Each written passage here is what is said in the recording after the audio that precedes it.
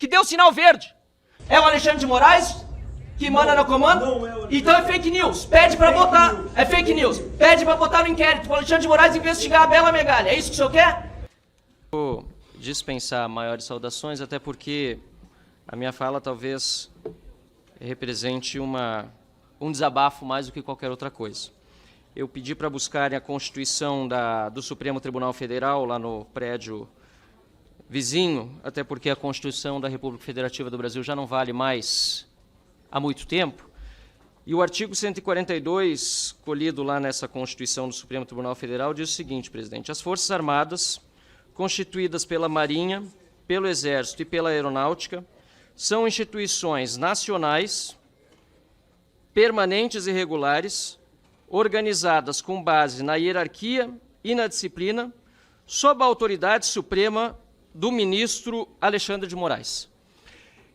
E eu faço essa leitura aqui da Constituição do Supremo, já mencionando que retiraram o resto do artigo 142, que dizia o seguinte: e destinam-se à defesa da pátria, à garantia dos poderes constitucionais e, por iniciativa de qualquer destes, da lei e da ordem.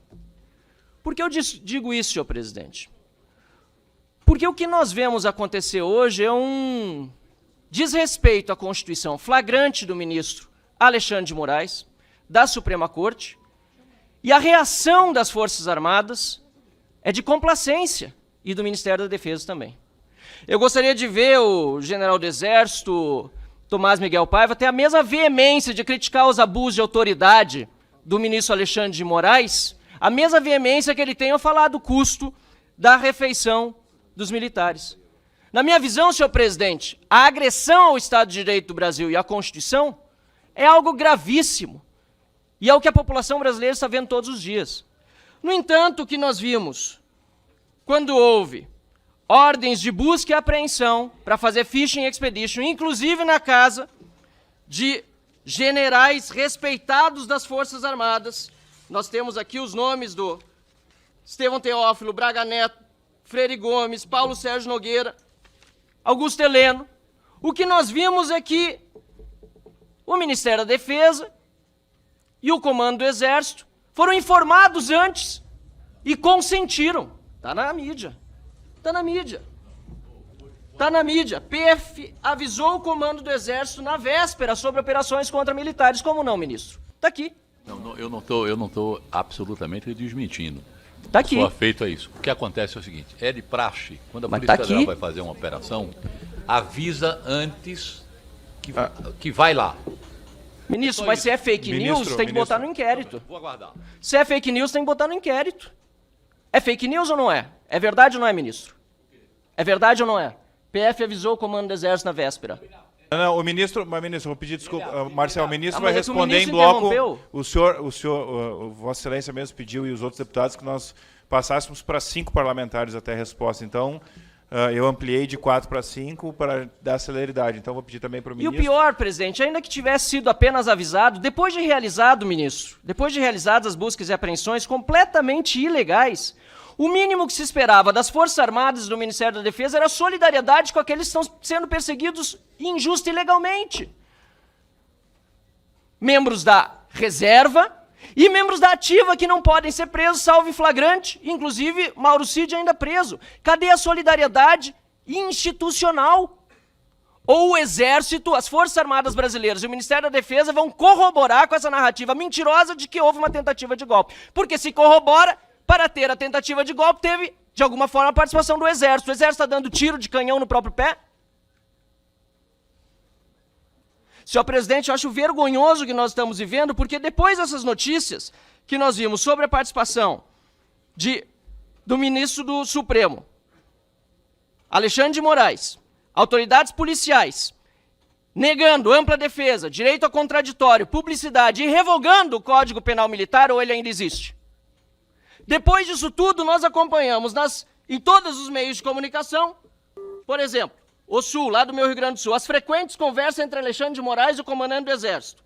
O Globo, Bela Megali, as frequentes conversas entre Alexandre de Moraes e o comandante do Exército. Agenda do Poder, comandante do Exército só decide promover general envolvido em investigação após consultar Alexandre de Moraes, que deu sinal verde. É o Alexandre de Moraes que manda no comando? Então é fake news. Pede pra botar. É fake news. Pede pra botar no inquérito pro Alexandre de Moraes investigar a Bela Megalha. É isso que o senhor quer? Comandante do Exército consultou Moraes antes de escolher general citar no caso Marelli. Fake news, presidente. Peço encaminhar o inquérito das fake news, que o general do Exército proteja a sua corporação e peça ao ministro Alexandre de Moraes que tome providências. Ou então, o Exército está subjugado ao ministro Alexandre de Moraes e ao STF. O Exército tem medo, pelo que se vê nas notícias. Ou desminta e diga que não. A farda de nada serve, não só do Exército, como das demais forças. Se tem medo de uma pessoa, enfrentem o ditador. Porque a Constituição, até onde eu sei, diz, apesar de eu ter toda a oposição ao Lula, que a autoridade suprema é do presidente da República, mas está aqui. E os fatos descrevem, caro comandante. Os fatos descrevem. Eu não vi nada das Forças Armadas, de fato, dizendo que é irregular e ilegal. Cid está preso. Ilegal inconstitucionalmente. E Vossa Excelência nada faz? O senhor nada faz, nada diz?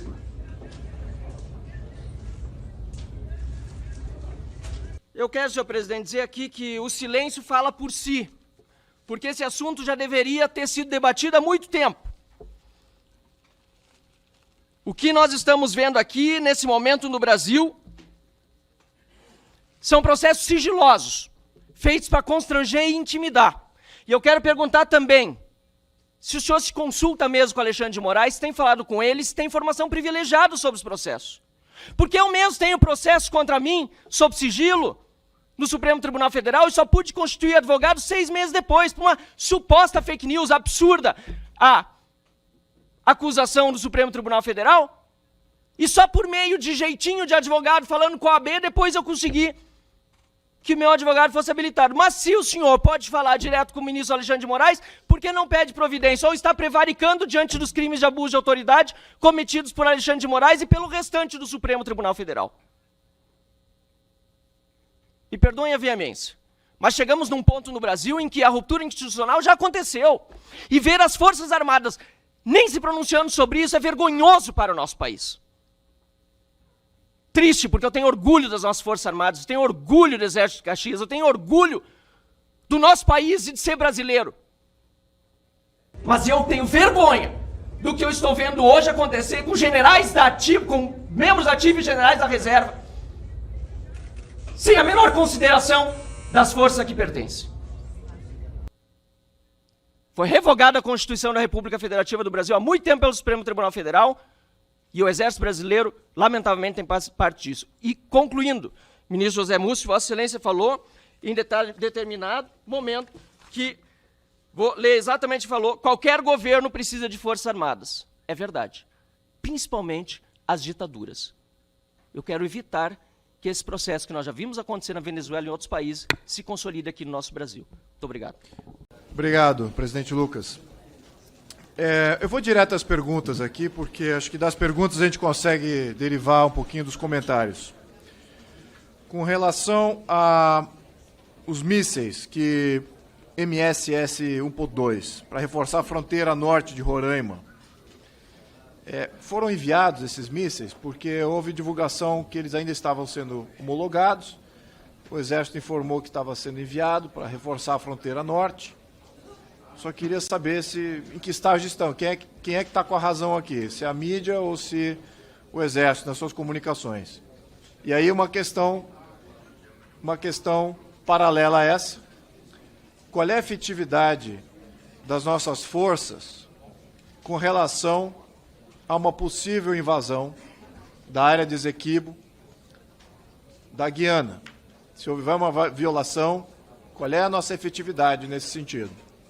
Temos capacidade de debelar qualquer intento da Venezuela de querer invadir a Guiana? Esse que é o nosso intento? Essa também é outra pergunta derivada dessa. Politicamente, por que os países da América Latina buscam os Estados Unidos como intermediador de conflito e não o Brasil? É porque está faltando uma política de defesa mais ampla para a região?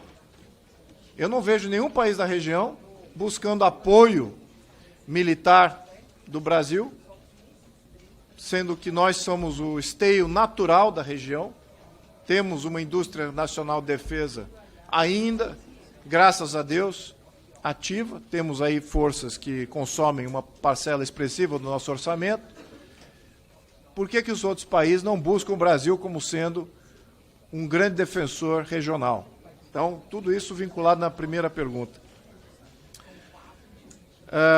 Com relação à Amazônia Azul e invasão chinesa com relação à pesca e violação das nossas águas, como é que nós estamos nessa fronteira que poucos brasileiros conhecem? Estamos equipados para fazer essa defensoria? Outra pergunta relacionada com relação ao orçamento, que vai aqui da questão da Marinha, que é predominantemente ou expressivamente dependente de investimento em material bélico, para poder ser efetivo. Nós percebemos aqui que, em termos de orçamento, o Brasil gasta mais de 80% do seu orçamento com o pessoal e muito pouco com material bélico, com a indústria de defesa, com linhas de crédito, com até alocação de orçamento para projetos de longo prazo. Temos os submarinos que estão parados há décadas já. Temos Israel aí, que tem literalmente um litoral que é do tamanho, talvez, da praia de Ipanema e Copacabana, com 2, 3, 4 submarinos, e nós não conseguimos lançar nossos submarinos aqui com um litoral vastíssimo. Fica aqui uma questão de alocação orçamentária. Como é que essas decisões são tomadas? Porque eu não vejo efetividade nenhuma de ter centenas de milhares de militares e não ter material bélico para poder empregar. Para mim, isso é definição de efetividade, não? Além de ter uma estratégia política que viabilize o emprego dessas forças. Então está faltando tudo, na minha opinião. É o que a minha leitura, como um leigo entusiasta das Forças Armadas. Então a questão do Mar Azul, a alocação orçamentária para capacitação da Marinha, na defesa não só dos nossos interesses territoriais no Mar Azul, e também possíveis invasões e violação do território com relação à pescaria predatória de outras nações. E também as alocações que são feitas com relação à indústria de defesa nacional são de extrema importância. Adoraria ter um discorrimento com relação a isso. Seguindo aqui, tem mais algumas 3 perguntas e termino. Temos já uma emenda constitucional, aliás, 2. Temos uma que está tramitando no Senado, outra aqui na Câmara. A da Câmara, relatora, que vai ser a protagonista dessa emenda constitucional, PEC 17/2022, aloca 0,5% do PIB para a indústria de defesa nacional. Nós não notamos muito entusiasmo das Forças Armadas com relação a essa PEC. Eu gostaria de saber por quê. Porque o apoiamento das Forças Armadas de uma PEC que aloca 0,5% do PIB para a capacitação das Forças Armadas naquilo que a torna efetiva, que é a indústria de defesa nacional, é fundamental. Então, por que as Forças Armadas não vieram ao encontro dessa emenda constitucional? É porque existe alguma política desarmamentista das Forças Armadas? É isso que muitos parlamentares estão pensando. Entregar, não defender fronteira, fazer com que as Forças Armadas se tornem efetivamente aquilo que ela até se propõe aí em muitos dos comunicados, de auxiliar, de força auxiliar, de ajuda social. Eu vou até dizer que eu estou muito desapontado com relação a essas apresentações, porque como cidadão parlamentar, eu não quero ver Forças Armadas sendo empregadas para ajuda social de qualquer espécie. Nós temos 100% do nosso orçamento federal alocados para políticas sociais. E aqui tem o Ministério da Defesa falando que uma parcela expressiva das suas atividades é em atividades sociais. Eu quero ver o Ministério da Defesa empregando em defesa. Não quero ver sendo ajudando. Isso é bom que façam isso. Não vejo ônus ou prejuízo nenhum. Mas que isso seja missão das Forças Armadas brasileiras, considerando o que está acontecendo no mundo e regionalmente no país, eu acho que tem uma dissonância cognitiva. É como se não quiser falar dos grandes problemas que afetam a nossa soberania. Não temos contrabando acontecendo, violação de fronteira à torta direito de toda forma. É isso que eu acho que está desalinhado aqui com relação a muito dessa apresentação. Alocação de recursos, isso advém de uma visão de problema, uma visão de nação e uma proposta efetiva de segurança nacional e regional. Eu não estou vendo nada disso. Eu estou vendo discurso aqui de ajuda e auxílio e uma coisa muito boazinha. Força de defesa é força de defesa. Eu gostaria de ver um discurso similar a isso e a alocação de recursos vinculados à defesa. E estamos lembrando, são poucos recursos, parcos recursos aqui, que são alocados à defesa, muito bem colocado até estou de acordo que estamos subalocando recursos para a defesa no Brasil. Isso é fundamental que a gente tenha esse debate mais amplo. Segurança cibernética, também gostaria de entender como é que estamos na alocação e projetos de segurança cibernética, considerando que parte das agressões bélicas são precedidas por ataques cibernéticos. Como é que estão nossos sistemas de segurança? Não só do Estado brasileiro, mas também que protegem o cidadão brasileiro.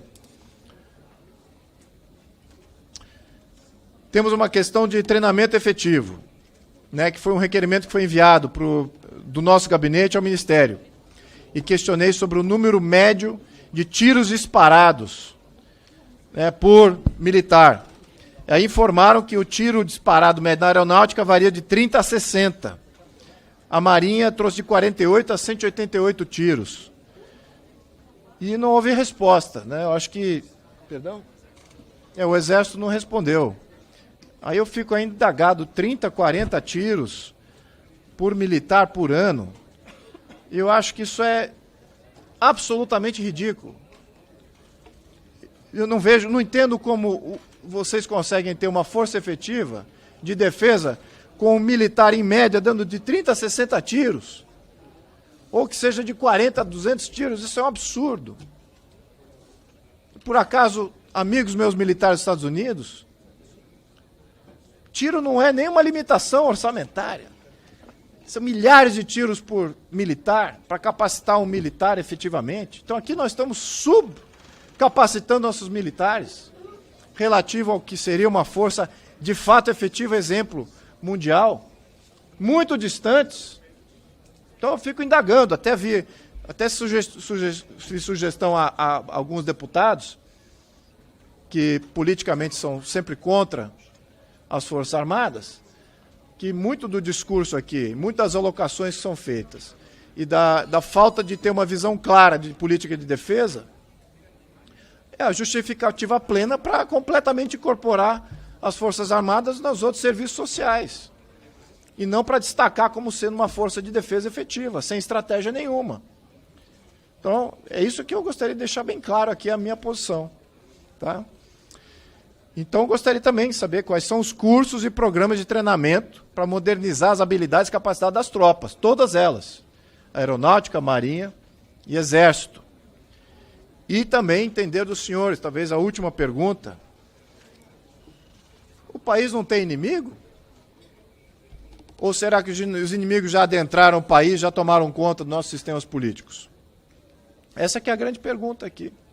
Porque se você não define inimigo nenhum, a estratégia dos senhores está correta. País pacífico, não tem desafio nenhum. Agora, se existem desafios regionais e internacionais, nos quais a gente precisa capacitar nossas forças de defesa e ter uma estratégia, uma política clara, então, estamos no curso errado, sugiro uma revisão plena e sugiro que os senhores poderiam responder aqui e clarificar nesse parlamento. Muito obrigado, senhor. Deputado Coronel Crisóstomo, pelo tempo de 3 minutos. Quando eu posso falar como líder, presidente?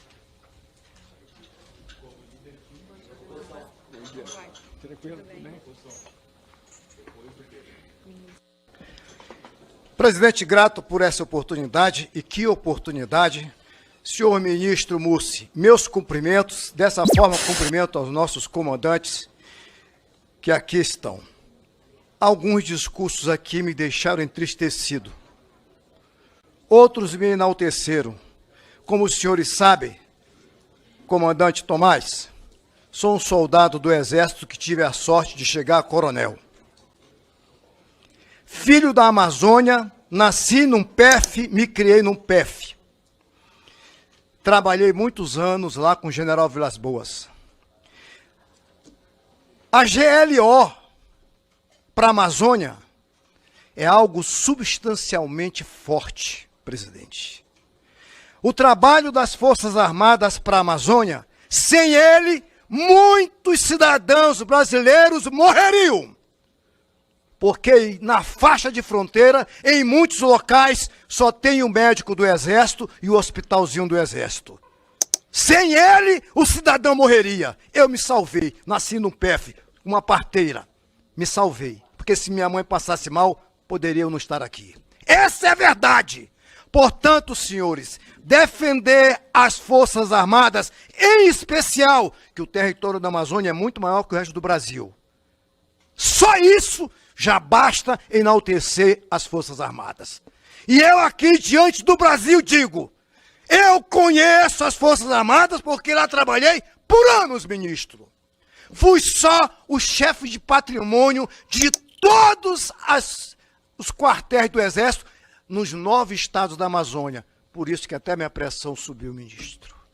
5 anos chefe do patrimônio do Exército nessa condição. Mas eu cumpri a missão, graças a Deus. Então, senhores, aqui eu enalteço. Recursos faltam? Faltam. Precisamos de mais recursos? Precisamos. E, ministro, uma sugestão, leve os ministros lá no Ministério. Aqui não. Lá no Ministério, leve por bloco e chame os comandantes. E lá nós vamos tratar, é jogo aberto. O que é que nós precisamos, o que é que as Forças Armadas precisam. Logicamente, eu tenho algumas ressalvas, comandante, eu já falei para o senhor, tenho sim. Eu aprendi nas escolas militares, pelos meus chefes, que eles diziam o seguinte: ordens absurdas e ilegais não se cumprem. Comandante, e por que nós estamos cumprindo hoje? Dentro do quartel, não importa de quem seja a ordem. Se for uma ordem absurda, fora da Constituição Federal, ministro, diga para os seus comandantes, não cumpram, independente de quem deu a ordem. Não podemos cair nessa armadilha. Comandantes, os senhores são donos da área. Na área militar da União, ninguém dá ordem, é os senhores. Portanto, concluo, presidente. Cumpram a Constituição. Se a ordem for absurda, não importa que polícia e quem mandou, não deixe os seus militares serem presos. Obrigado. Obrigado, Coronel Crisóstomo.